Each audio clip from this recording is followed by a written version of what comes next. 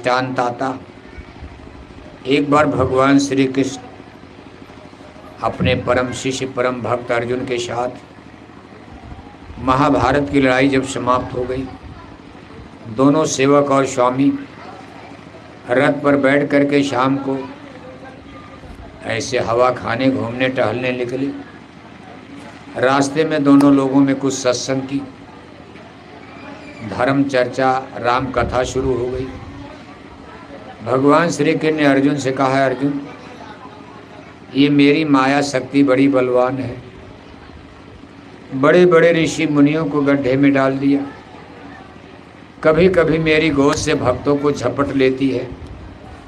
अर्जुन ने बड़े अहंकार में कहा, केशव मैं आपका परम भक्त हूँ, माया मेरा क्या बिगाड़ लेगी। भगवान श्री कृष्ण ने कहा, अर्जुन घमंड की भाषा मत बोलो, अभी हमारी माया से तुम्हारा पाला नहीं पड़ा।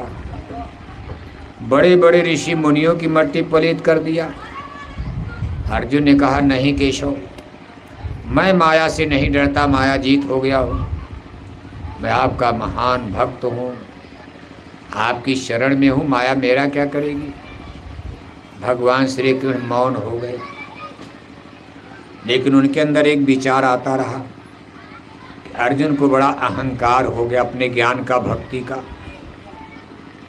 और अहंकार चाहे किसी तरह का हो, ये मनुष्य का नाश करता। करा कराया जब गया, सब गया जब आया अहंकार। चाहे ज्ञान का अहंकार, विद्या का अहंकार, रुपए पैसे बंदूक का अहंकार, भक्ति का भी अहंकार, अपने पूजा पाठ भजन भक्ति सेवा का भी अहंकार चढ़ता। आप देखते हो मथुरा में तमाम सेवा किए लोग, बहुत सेवा किए, लेकिन अहंकार ने उनको खत्म कर दिया। इसका भी नशा चढ़ता अहंकार कि मुझसे बड़ा सेवादार शेखोपुरा में कोई नहीं, मुझसे बड़ा भजन करने वाला कोई नहीं, तपस्या करने वाला। भगवान कहने के अर्जुन तो खतरे में आ गए, इनको अपने ज्ञान भक्ति का अहंकार है, और अगर ये अहंकार नहीं तोड़ा गया तो अर्जुन की आत्मा अधोगति में जाएगी, नुकसान हो जाएगा। महीना दो महीना बीता, भगवान श्री कृष्ण ने एक जुक्ति लगाई। उन्होंने एक माया की बाजार बनाया और अर्जुन से कहा, अर्जुन बड़ा सुंदर नगर है, वहाँ जंगल में एक बहुत सुंदर सरोवर है, वहाँ बड़ा सुंदर मेला लगता, इस समय मेला लगा हुआ है। हम चाहते हैं कि हम लोग भी चलें और उस पवित्र सरोवर में स्नान करके हम लोग भी पुण्य के भागीदार बने। अर्जुन ने कहा, प्रभु आपका प्रस्ताव स्वीकार है, मंजूर है। दोनों लोग अपना रथ हो सजाए और रथ पर बैठ करके सरोवर के किनारे जब मेला में पहुंचे तो अपना घोड़ा वोड़ा धो करके पेड़ में बांध दिया। इसके बाद दोनों लोग कपड़े उतार कर सरोवर में पानी में उतर पड़े स्नान करने के लिए। भगवान श्री कृष्ण ने कहा, ऐसे नहीं, तुम हमारे कंधे पर हाथ रखो, हम तुम्हारे कंधे पर हाथ रखें। दोनों लोग एक साथ पानी में डुबकी लगाया जाएगा और स्नान का आनंद लिया जाएगा। सेवक स्वामी एक साथ दोनों लोग डुबकी लगाए और जब पानी के ऊपर आए तो अर्जुन देख रहे हैं पूरा मेला गायब हो गया, वहाँ कुछ है ही नहीं, बस सामने भगवान श्री कृष्ण खड़े हैं, बाकी और सब घोड़ा गाड़ी सब गायब। अर्जुन मुड़ करके पीछे देखने लगे कि कुछ बचा है, देख रहे हैं कुछ नहीं, और जो ही पीछे मुड़कर देखा तो भगवान श्री कृष्ण भी गायब हो गए। अब अर्जुन पानी में चड्ढी पहन करके अकेले खड़े हैं। अब लगे रोने कि हाय मेरे कृष्ण, मान लो सब तो गायब हो गए, भगवान भी गायब हो गए, अब तो मैं जंगल में अकेला रह गया, कहाँ जाऊँगा, अनजान जगह है। सोचा चलो बाहर निकल कर कपड़े तो बदल लिया जाए। जब बाहर निकले तो उनका कपड़ा भी गायब, उनका जूता चप्पल सब गायब। अर्जुन ने सोचा जंगल में मैं अकेले, अभी यहाँ जंगली जानवर आएंगे, हम पर हमला करेंगे, जान जा सकती। चलो अपना गांडीव धनुष संभाल लिया जाए। अब जिस पेड़ पर गांडीव धनुष टांगे थे तो देखा गांडीव धनुष भी गायब, धनुष भी गायब है। अब अर्जुन बेचारे बहुत परेशान, कहाँ से जल्दी निकल जाना चाहिए। अंधेरा होने के पहले हमको किसी आबादी में, किसी गांव में पहुंच जाना चाहिए, नहीं तो हम तो मर जाएंगे। अब अर्जुन बेचारे वही भीगी चड्ढी पहने हुए, हाय मेरे कृष्ण, हाय मेरे कृष्ण, रोते हुए जंगल में निकले। थोड़ी दूर के बाद जंगल के पार गए। दिन डूब रहा था, कुछ दिया और दीपक दिखाई पड़ा, प्रकाश। अर्जुन को आशा हो गई कि शायद कोई आबादी, जब दिया जल रहा है वहाँ से प्रकाश आज कोई गांव जरूर होगा। उसी प्रकाश को देखते देखते जब गांव में पहुँचे तो गांव के बाहर एक धर्मशाला में कथा प्रवचन हो रहा था। ब्याह जी मंच पर बैठ करके कथा कर रहे। अब गांव वाले कथा सुने। कथा महाभारत की हो रही थी और संजोग से उस समय अर्जुन की बड़ाई हो रही थी। ब्याह जी उस कथा में अर्जुन की ही महिमा शुरू गा रहे थे। अर्जुन बड़ा वीर था, महावीर था, उसने भीष्म पितामह को मारा, महाबली कर्ण को मारा।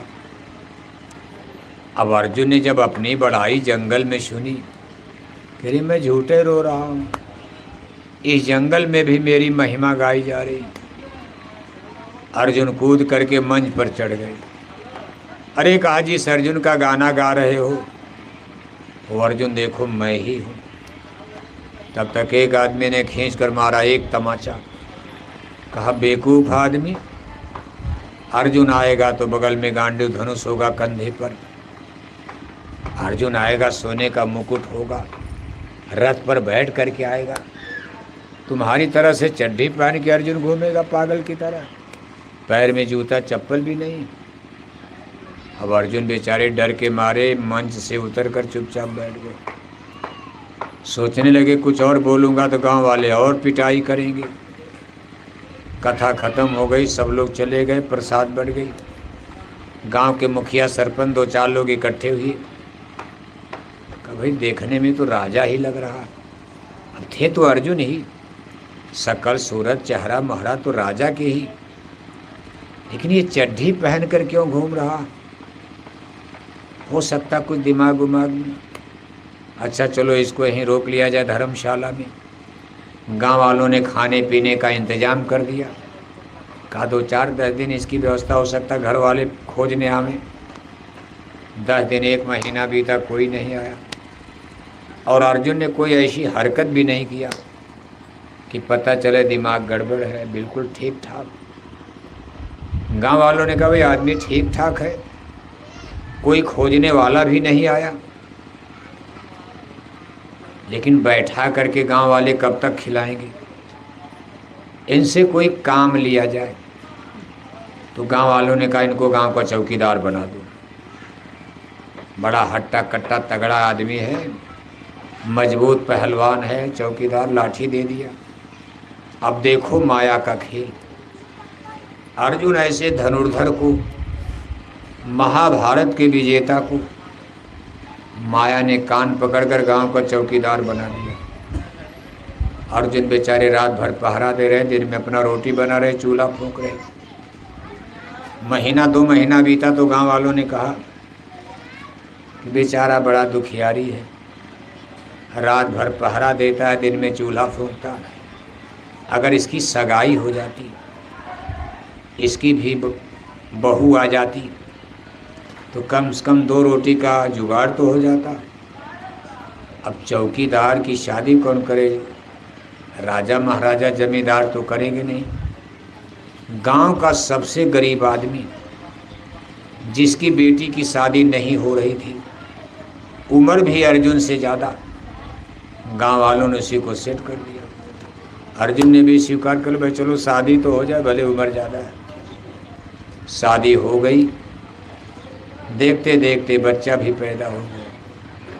बेटा पैदा हो गया। साल 2 साल बीता तो उनकी देवी जी ने कहा, स्वामी अब देखो वही सरोवर, कहा बड़ा सुंदर मेला लगा, हम चाहते भाई बच्चा पैदा हो गया, उसका मुंडन संस्कार वहीं करवाया जाए, बाल उल कटवाया जाए। अर्जुन ने कहा प्रस्ताव बढ़िया है, अपना बैलगाड़ी, अब हाथी घोड़ा नहीं, अब चौकीदार को बैलगाड़ी। बैलगाड़ी अर्जुन गाड़ीवान बन गए, पीछे बीवी बच्चे बैठाए, गाड़ी हाँकते हुए जब सरोवर के किनारे पहुंचे तो बैलों को धोकर उसी पेड़ में बांधा जहां उन्होंने कभी अपना घोड़ा बांधा था। लेकिन अर्जुन बेहोश हैं, उनको पता नहीं कि हम यहाँ कभी आए थे भगवान कृष्ण के साथ, हमने अपना घोड़ा इसी पेड़ में बांधा था, होश नहीं। जैसा आज हमको आपको माया ने ऐसी भांग पिला दिया है कि हम आपको जन्म मरण का, अपने परमात्मा का स्वामी की याद भूल गई।